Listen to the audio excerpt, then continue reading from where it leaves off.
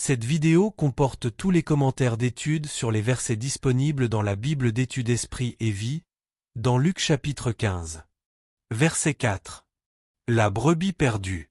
Le verset clé de l'évangile de Luc déclare que « Le Fils de l'homme est venu chercher et sauver ce qui était perdu » chapitre 19 verset 10.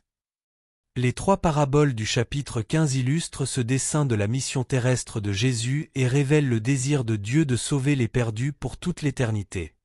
Nous apprenons ainsi que, premièrement, le fait de chercher les pécheurs perdus pour les amener à la rédemption revêt une importance extrême pour le cœur de Dieu, versets 4, 8, 20 et 24. Deuxièmement, Dieu et le ciel se réjouissent lorsqu'un pécheur se repent, versets 7 et verset 10, et troisièmement, qu'aucun sacrifice et aucune souffrance ne sont trop grands lorsqu'il s'agit de chercher les perdus et de les amener à Jésus, versets 4 et verset 8. Verset 7. De joie dans le ciel. Dieu et les anges du ciel ressentent un tel amour, une telle compassion et un tel chagrin à l'égard de ceux qui sont tombés dans le péché et la mort spirituelle que lorsqu'un pécheur se repent, ils se réjouissent sans aucune retenue. En ce qui concerne l'amour de Dieu pour les pécheurs, voir Ésaïe 62 verset 5, Jérémie 32 verset 41, Ézéchiel 18 verset 23 et verset 32, Osée 11 verset 8, Jean 3 verset 16, Romains 5 verset 6 à 11, 2 Pierre 3 verset 9. Verset 8. Cherche avec soin, jusqu'à ce qu'elle la trouve. Nous devons prier que le Saint-Esprit remplisse notre cœur d'un désir ardent d'amener les pécheurs au salut. Verset 13. Parti pour un pays éloigné. Dans cette parabole, le Seigneur enseigne qu'une vie de péché et d'égoïsme est dans son sens le plus profond, une véritable séparation d'avec l'amour, la communion et l'autorité de Dieu. Le pécheur ou celui qui est rétrograde est comme le plus jeune fils qui, recherchant les plaisirs et le péché, gaspille les dons physiques, intellectuels et spirituels que Dieu lui a donnés. Cela a pour conséquence la désillusion et le chagrin, parfois aussi la dégradation des conditions de vie, et dans tous les cas l'absence d'une vie véritable que l'on ne peut trouver que dans une bonne relation avec Dieu. Verset 17. Étant rentré en lui-même.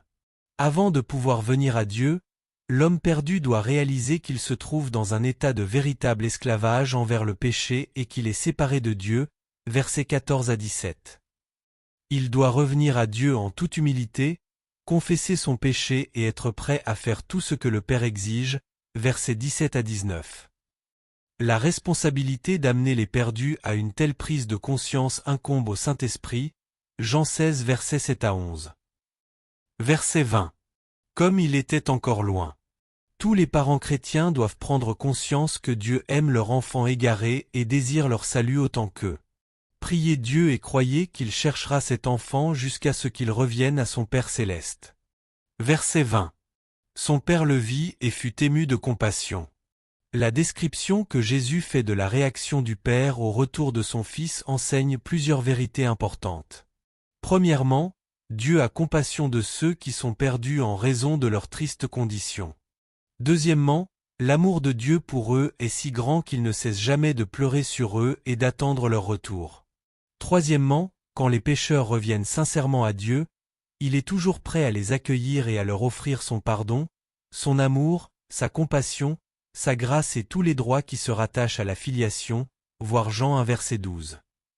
Les bénédictions qui découlent de la mort de Christ, l'influence du Saint-Esprit et les richesses de la grâce de Christ sont toutes à la disposition de ceux qui recherchent Dieu. Quatrièmement, la joie exprimée par Dieu au retour du pécheur est incommensurable, versets 6 à 7, versets 10 et versets 22 à 24. Verset 24. Mon fils était perdu.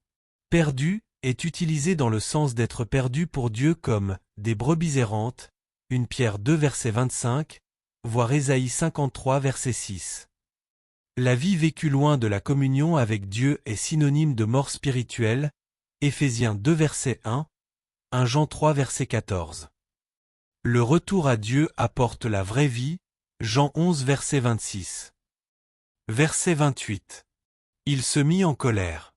Le « fils aîné » représente ceux qui ont une forme de religion et qui, extérieurement, observent les commandements de Dieu, mais qui, dans leur cœur, sont séparés de lui et de ses intentions pour le royaume, versets 28 à 30.